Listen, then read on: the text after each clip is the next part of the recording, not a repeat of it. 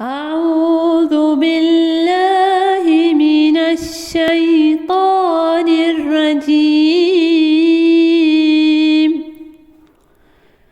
شهر رمضان الذي أنزل فيه القرآن هدى للناس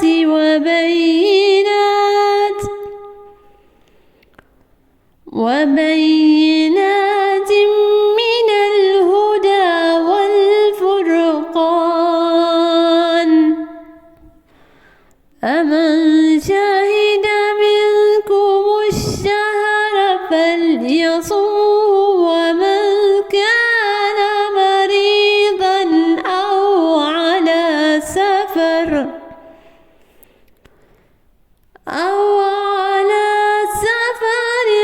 فعدة من أيام أخر.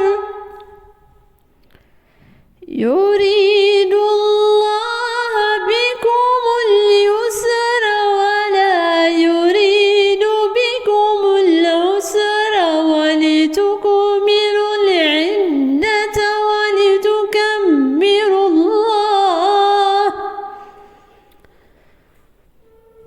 ولتكبروا الله